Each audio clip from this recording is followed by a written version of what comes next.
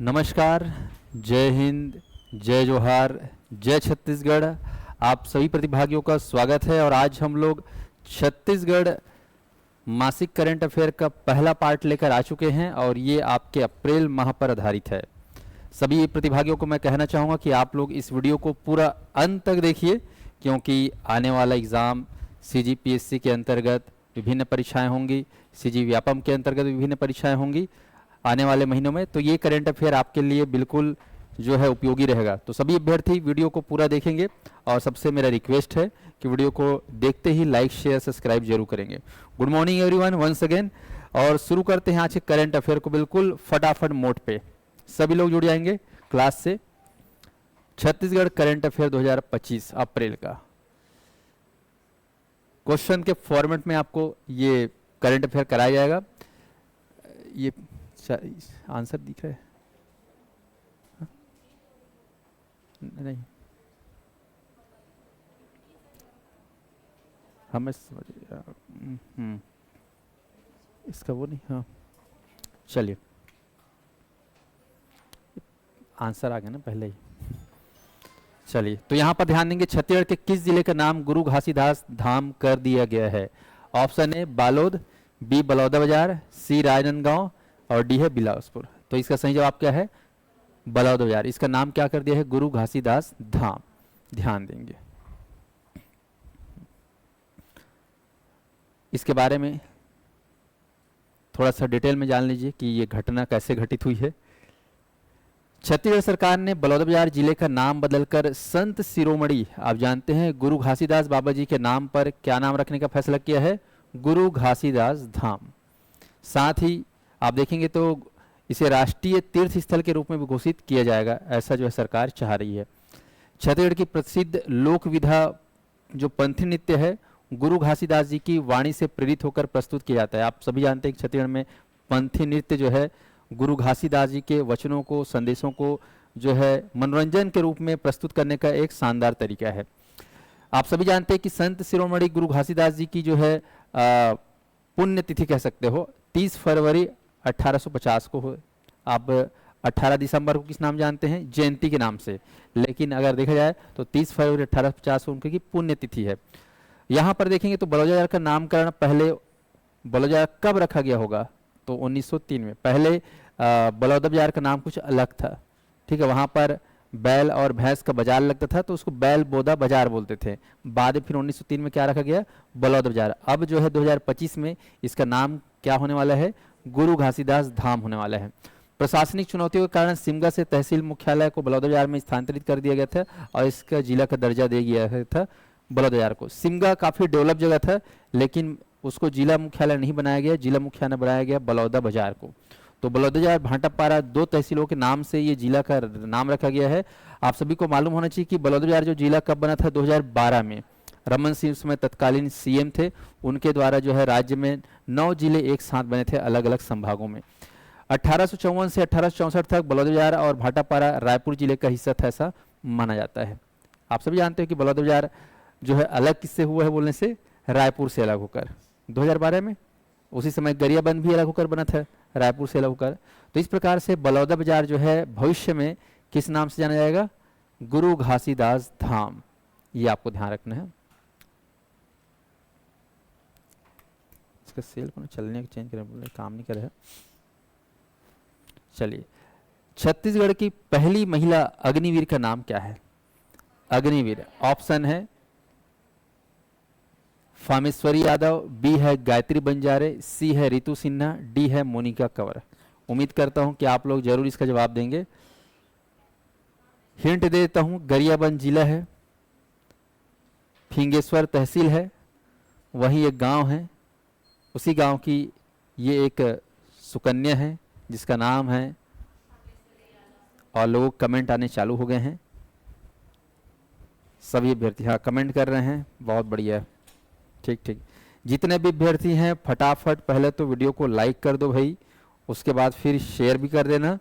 बाकी आप लोग को पूरा पढ़ना है, सभी के लिए इम्पोर्टेंट है, एडीओ के लिए हो या फिर पुलिस भर्ती के लिए हो या फिर सीजीपीएससी, सबके लिए इम्पोर्टेंट है। सभी लोग वीडियो को लाइक कर देंगे। तो छत्तीसगढ़ की पहली महिला अग्निवीर का नाम क्या है, ये ऐसे प्रश्न अक्सर पूछे जाते हैं। तो यहाँ पर इसका सही नाम है, सही ऑप्शन है फामेश्वरी यादव। कौन है? फामेश्वरी यादव पहली महिला अग्निवीर। तो ये इतिहास बना दी है कि नहीं? आप लोग देखे होंगे आज ही आज आपने न्यूज़पेपर पढ़ा होगा, तो न्यूज़पेपर में पूरा यूपीएससी के रिजल्ट के बारे में पूरा दिया हुआ है।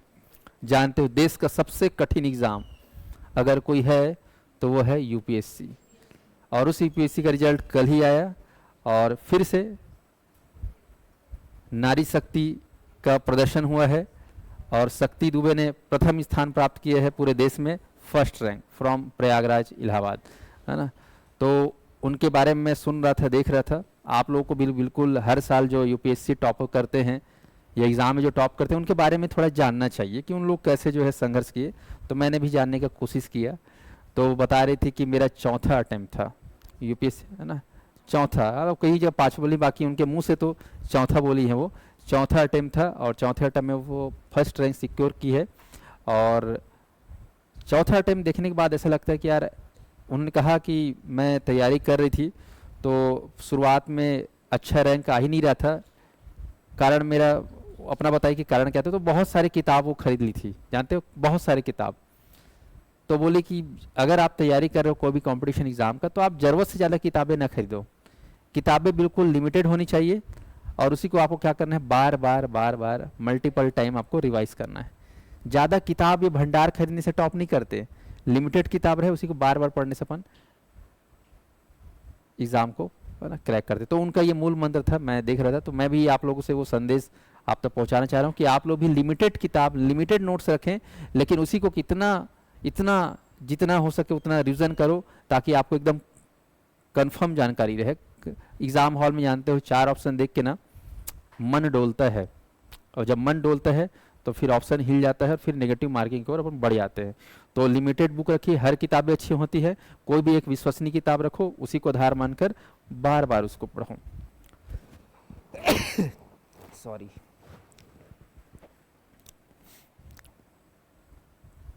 बाकी इस बार हमारे छत्तीसगढ़ से भी 10 से अधिक लोगों का चयन हुआ है यूपीएससी में, वो भी एक बहुत अच्छी बात है। नहीं तो हमारे राज्य से इक्का दुक्का लोगों का ही सिलेक्शन जो है यूपीएससी में होता था। अब माहौल बदल रहा है, आने वाले समय में जो है कम से कम 40-50 भी पहुंच जाएंगे, ठीक है ना। तो हमारा छत्तीसगढ़ जो है अब आगे बढ़ रहा है। जितने भी व्यक्ति हैं ऐप को लेकर परेशान हो रहे हैं, आप लोग को चिंता नहीं करना है। आज भर में जो है लगभग 70% जो है ऐप में कंटेंट अपडेट हो चुका है, 20-30% का काम बाकी रह गया है, वो आज या कल में पूरा हो जाएगा। ठीक है साथियों, चलिए तो शुरू करते हैं आगे अगले कड़ी में। इस प्रश्न का जवाब आप लोग जान गए हैं, फामेश्वरी यादव, याद रखना।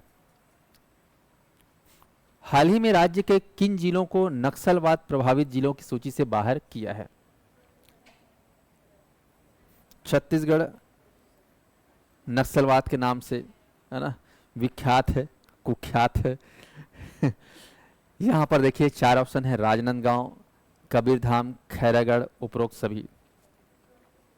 कोशिश करिए, कोशिश करने वालों की हार नहीं होती। जो लोग करंट अफेयर मैगजीन अखबार डेली नहीं पढ़ पाते, बहुत ज़्यादा बिजी रहते हैं, अपने बिजी शेड्यूल में इसको अपना टाइम या पढ़ाई का हिस्सा नहीं बना पाते हैं, तो कम से कम महीने का जो हम करंट अफेयर वीडियो बनाते हैं उस वीडियो को भी देख लोगे तो आपका जो तैयारी बन जाएगा, है ना। बाकी मैं चाहूँ कि आप लोग आदत बनाएं न्यूज़पेपर पढ़ने का या मैगजीन वगैरह पढ़ने का, इससे आपकी शब्द शैली या लेखन शैली में कहीं ना कहीं जो है विकास होगा। बाकी नहीं कर सकते तो सीधा हमारे यूट्यूब चैनल में ये करंट अफेयर सीजीपीएससी के लिए हो या व्यापम के लिए हो, मंथली, राष्ट्रीय, अंतर्राष्ट्रीय और छत्तीसगढ़ का बन ही जाता है। चलिए कोशिश करिए, यहाँ पर क्या है आप लोग के हिसाब से सही जवाब? ऑप्शन यहाँ पर है ऑप्शन डी।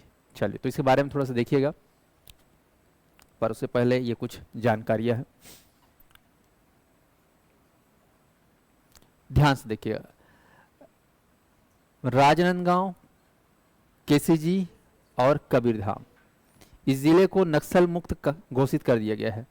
हाल ही में केंद्र सरकार ने राजनांदगांव, केसीजी और कवर्धा जिले को नक्सल मुक्त घोषित कर दिया गया है। ये सवाल आ सकता है, कौन कौन सा जिला?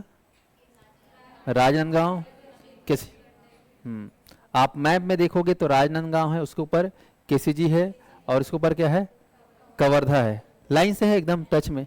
वो तीनों जो है अब नक्सल मुक्त हो गए हैं।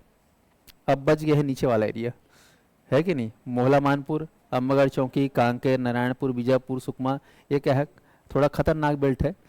तो वो भी धीरे से समाप्त होगा, 2027 तक बोले तो हैं कि समाप्त हो जाए करके, देखते हैं।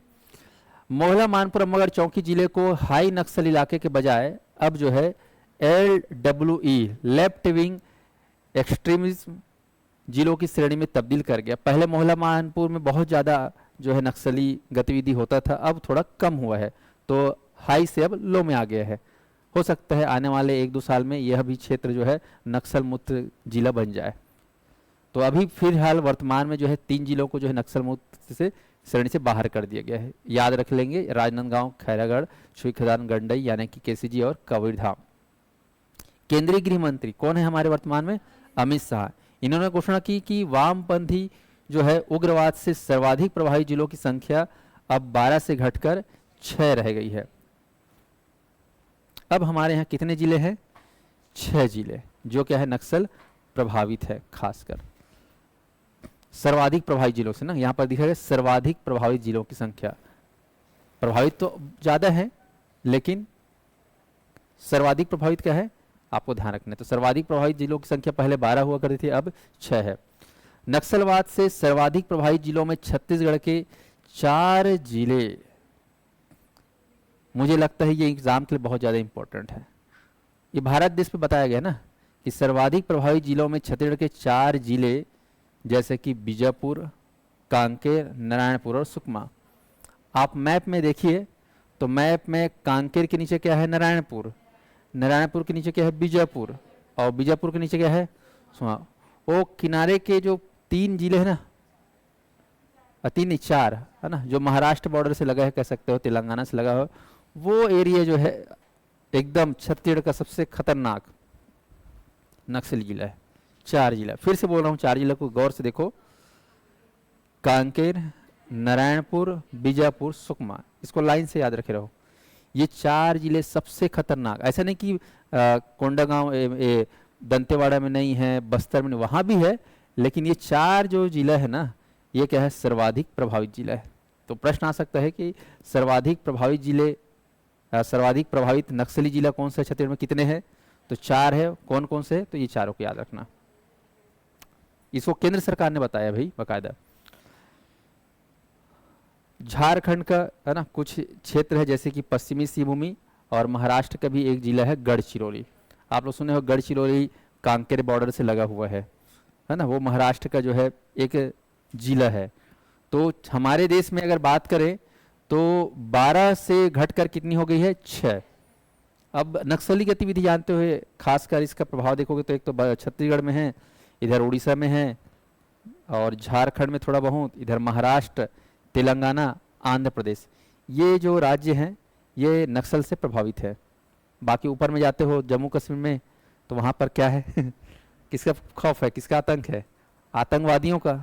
आज ही आप लोग पढ़े होंगे कि 25 पर्यटकों को जो है लश्कर तैयबा के आतंकवादियों द्वारा जो है ना 25 पर्यटकों को क्या कर दिया गया है ना, मार दिया गया।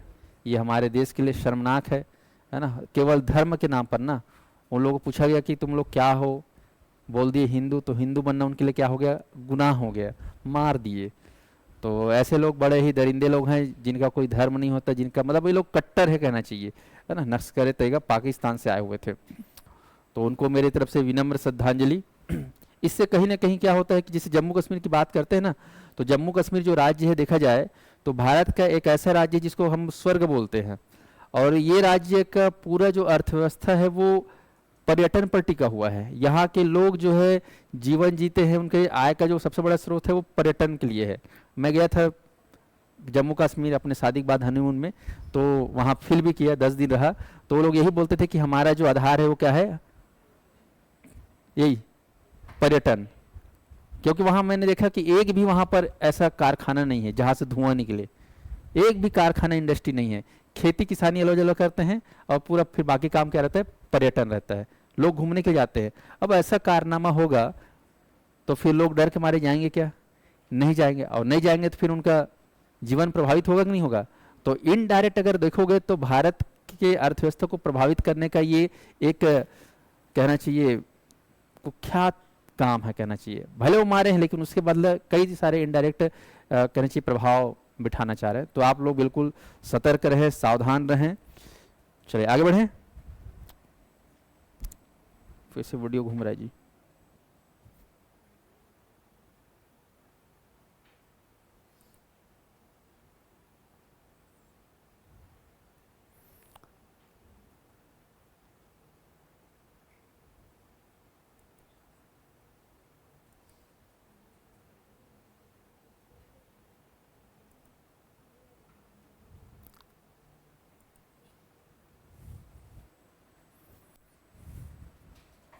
चलिए आगे कंटिन्यू करते हैं। तो उससे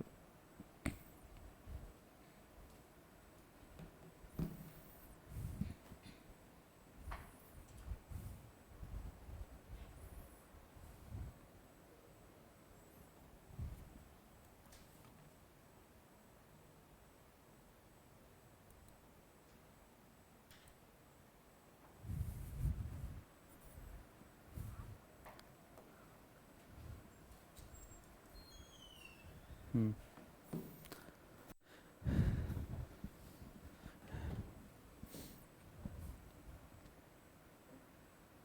रिकॉर्ड हो रहा हो तो कंटिन्यू कर दो। हाँ तो मैं पढ़ा देता हूँ, है ना। चलिए तो यहाँ पर अब आगे बढ़ते हैं हम लोग। अगली जानकारी, वित्तीय वर्ष 2024-25 में सर्वाधिक राजस्व वृद्धि वाले राज्यों में छत्तीसगढ़ राज्य का देश में कौन सा स्थान है? ये एक खास जानकारी है। वित्तीय वर्ष 2024-25 में सर्वाधिक राजस्व वृद्धि वाले राज्यों में छत्तीसगढ़ राज्य का देश में कौन सा स्थान है? बताइए। ऑप्शन है पहला, दूसरा, तीसरा, चौथा। अभी भयंकर सीएमओ छत्तीसगढ़ में इसका बहुत प्रचार प्रसार हुआ। हाँ हाँ बताइए। और इसका है पहला। तो ध्यान रखना, जीएसटी कलेक्शन में इस बार रिकॉर्ड तोड़ जो है छत्तीसगढ़ ने जीएसटी कलेक्शन किया है। और ये सब हमारे छत्तीसगढ़ के व्यवसायियों और नागरिकों का कहना चाहिए ईमानदारी है जिसके चलते हुआ है। तो जीएसटी राजस्व वृद्धि में छत्तीसगढ़ देश में प्रथम हुआ है। छत्तीसगढ़ में वित्तीय वर्ष 2024-25 में कुल आप देख रहे हो 16,390 करोड़ का जीएसटी राजस्व संग्रह कर देश में सबसे अधिक 18% की वार्षिक वृद्धि दर्ज की है। अब देखो कई लोग इसको ये समझ रहे होंगे कि यार पहला है मतलब सबसे ज़्यादा पैसा छत्तीसगढ़ से मिला है। ऐसा नहीं, जो कलेक्शन का जो परसेंटेज है उसमें जो ग्रोथ हुआ है, जो पिछला बार जो भी हमारे राज्य सरकार को मिला होगा जीएसटी कलेक्शन और इस बार जो मिला है उसके बीच में जो डिफरेंस आया है उस प्रतिशत में हम लोग क्या है नंबर 1 में। ऐसा में देख रहे हो कि देश भर में सबसे अधिक 18% की वार्षिक वृद्धि दर की है। वार्षिक वृद्धि दर, ग्रोथ रेट जो है सबसे ज्यादा किसका है? छत्तीसगढ़ का है। ऐसा नहीं कि सबसे ज्यादा जीएसटी में पैसा कमा के दिया है भारत सरकार को। जो ग्रोथ रेट है जीएसटी का वो सबसे ज्यादा किसका रहा है इस साल? छत्तीसगढ़ का रहा है। तो छत्तीसगढ़ के बाद दूसरे क्रम पर अगर बात करें तो महाराष्ट्र का रहा है ग्रोथ रेट, लगभग 16% रहा है ग्रोथ रेट। और तीसरा रहा है तमिलनाडु। तो ये प्रश्न आ सकते हैं इस बार कि सर्वाधिक राजस्व वृद्धि दर, यहाँ पर वृद्धि दर लिखना था तो और अच्छा से सरल लगता, पर प्रश्न कैसे पूछ सकता है? राजस्व वृद्धि दर में अगर बात करें तो जीएसटी कलेक्शन में हमारा छत्तीसगढ़ ने पहला स्थान प्राप्त किया है। परसेंटेज अगर पूछेगा तो कितना बताना है? 18% बताना है। ठीक है जी, 18% आप लोग बताएंगे। चलो अगला सवाल है, हाल ही में केंद्र द्वारा छत्तीसगढ़ में खरसिया नवा रायपुर परमल कसा रेल प्रोजेक्ट को मंजूरी दी गई है। इस परियोजना में रेलवे ट्रैक की लंबाई कितनी है? ऑप्शन है 278 किलोमीटर, 712 किलोमीटर, 615 किलोमीटर, 432 किलोमीटर। अब छत्तीसगढ़ में भी रेल लाइन का व्यापक विस्तार हो रहा है। तो इसमें खरसिया जानते हैं रायगढ़ में एक तहसील है जहाँ सोपी चौधरी विधायक बन के आए हैं, है ना, विधानसभा क्षेत्र है। नवा रायपुर, ये दे नवा रायपुर, और फिर परमल कसा। तो नवा रायपुर से खरसिया परमल कसा के लिए रेल लाइन की मंजूरी दी गई है। इस ट्रैक की लंबाई है, आपको याद रखना है, 615 किलोमीटर। 615 किलोमीटर का जो है लंबा रेल बिछने वाला है। बहुत बड़ी बात है 615 किलोमीटर। काफ़ी बड़ा लंबा प्रोजेक्ट बनने वाला है। तो 615 किलोमीटर लंबाई वाला प्रोजेक्ट जो है ये अब छत्तीसगढ़ में केंद्र सरकार के द्वारा घोषित की गई है, जो कि खरसिया, नवा रायपुर और परमल कसा क्षेत्र, ये परियोजनाएं हैं। महाराष्ट्र, उड़ीसा और छत्तीसगढ़ के 15 जिलों में फैली है। इन 4 परियोजनाओं से भारतीय रेलवे के मौजूदा नेटवर्क में लगभग 1247 किलोमीटर की वृद्धि होगी, ऐसा बताया गया, जिसमें से शामिल है आपका संबलपुर जरपड़ा तीसरी और चौथी लाइन है, झारसुगुड़ा शासन तीसरी और चौथी लाइन है, खरसिया नवा रायपुर परमल का सही अपने छत्तीसगढ़ वाला है, 5वीं 6वीं लाइन है, गोंदिया बल्हार सास दोहरीकरण, मतलब 2 रेल लाइन बिछेगा आने और जाने के लिए, मान चलो, महाराष्ट्र और छत्तीसगढ़। तो इस प्रकार से ये जो प्रोजेक्ट 4 भारत में नए प्रोजेक्ट लॉन्च हुए हैं, इससे हमारे देश में जो है रेलवे का जो नेटवर्क है उसमें कितने किलोमीटर की वृद्धि होगी, 1247 किलोमीटर की वृद्धि होगी, ऐसा कहा गया है।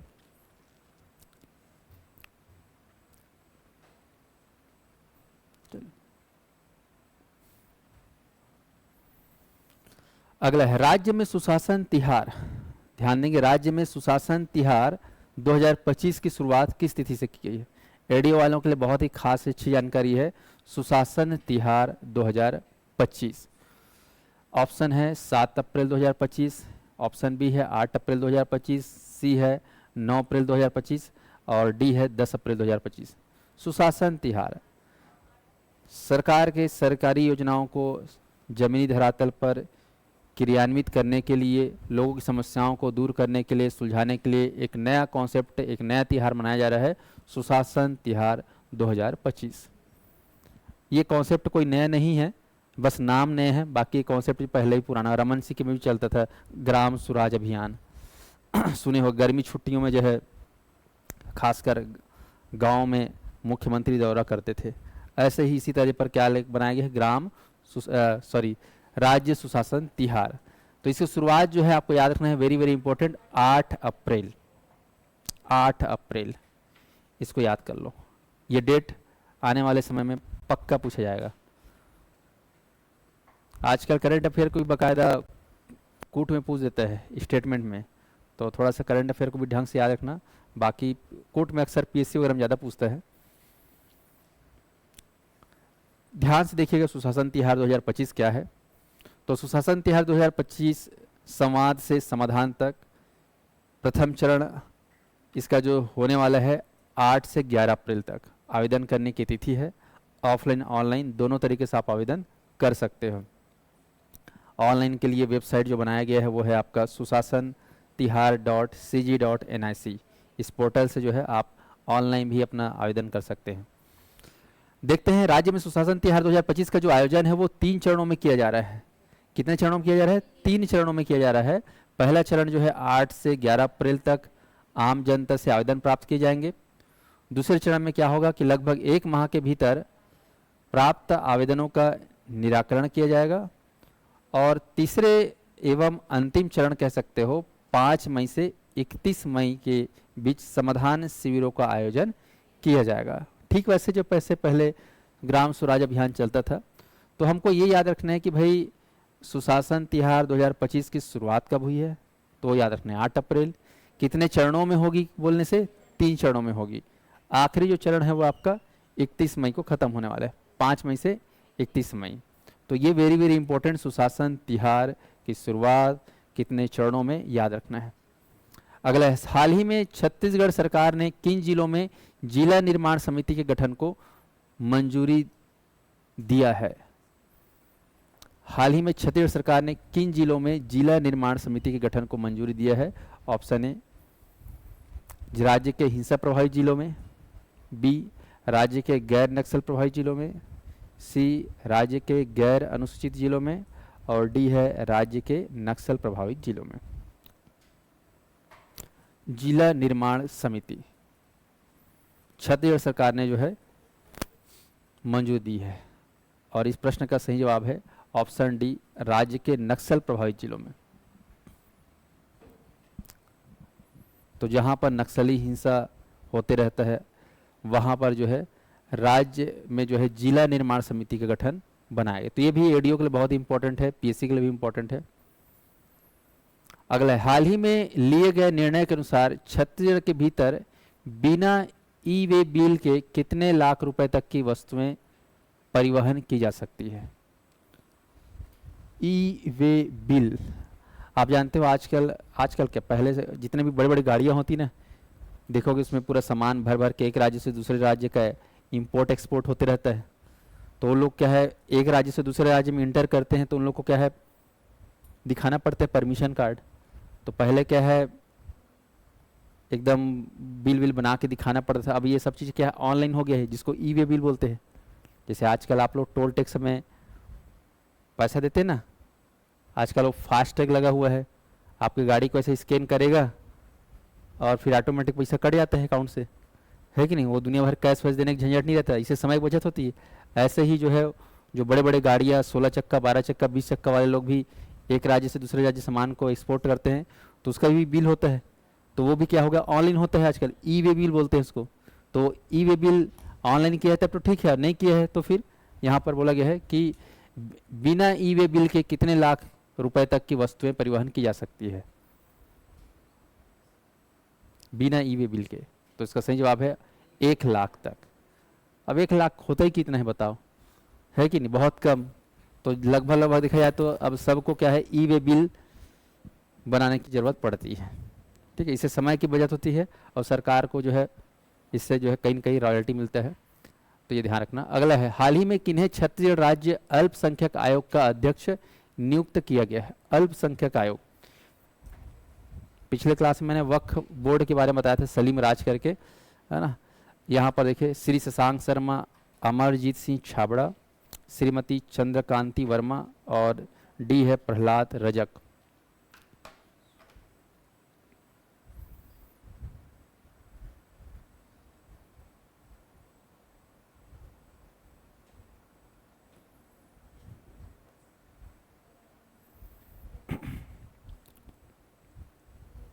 चलिए, क्या हो सकता है आप लोग बताइए।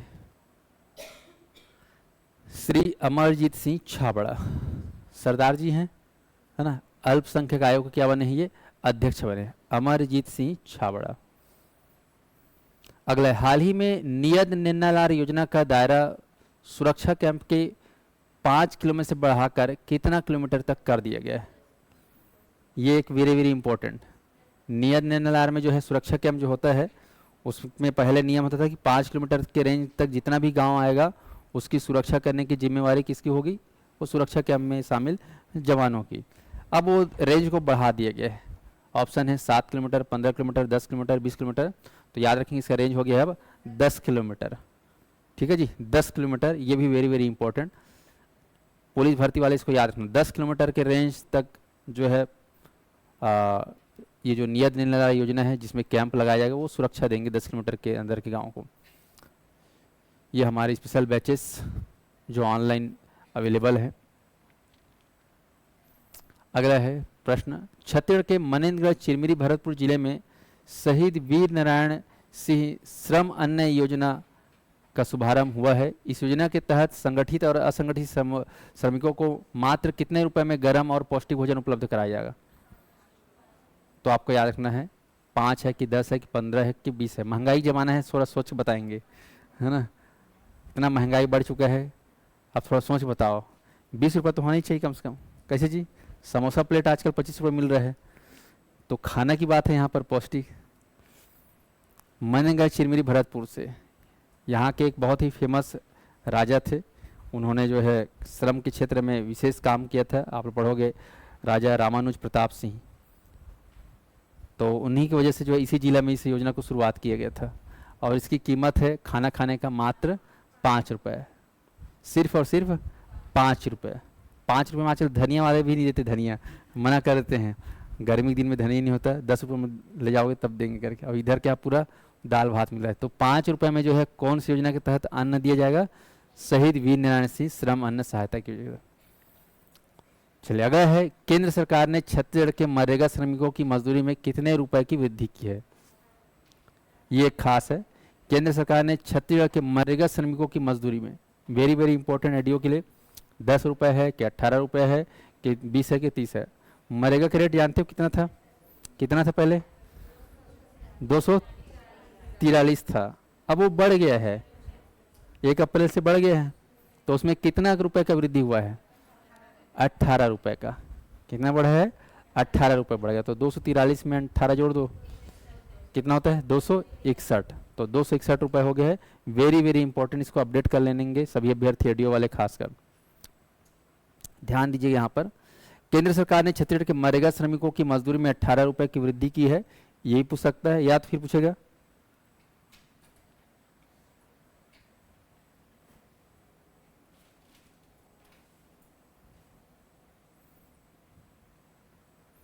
आगे ले चलते हैं।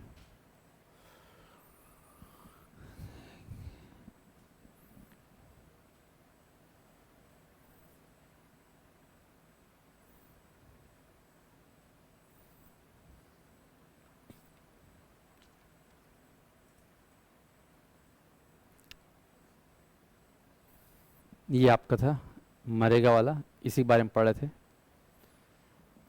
केंद्र सरकार ने 2025-26 के लिए, अब जो वित्तीय वर्ष कौन से आने वाला है? 25-26 के लिए महात्मा गांधी नरेगा यानी कि मनरेगा के तहत रोजगार करने वाले ग्रामीण मजदूरों की जो राशि है उसका निर्धारण कर लिया गया है। 1 अप्रैल 2025 से मनरेगा के मजदूरों को 261 रुपये मिलेंगे, जो खाते में आएगा डायरेक्ट डीबीटी के तहत। मजदूरी की राशि सीधे आधार लिंक के माध्यम से बैंक खाते में आएगी, जिसे प्राप्त करने श्रमिकों को आसानी होगी। तो ये रेट को याद रखना है, 261। हर साल चेंज होता है ना, मनरेगा का रेट हर साल चेंज होता है, और 1 अप्रैल को वो नया रेट जो है लागू हो जाता है। तो इस बार 261, 18 रुपये वृद्धि के साथ। तो इतना था, मात्र 11 क्वेश्चन आप लोग को जो है ये फर्स्ट पार्ट में जो है हम लोग बताए हैं। अभी जैसे कि अप्रैल अभी चल ही रहा है ना, तो सेकेंड वीडियो और आएगा आपका अप्रैल के लिए, उसको भी आप लोग पूरा देख लेंगे। ठीक है जी, चलिए क्लास को यहीं पे ओवर कर देते हैं।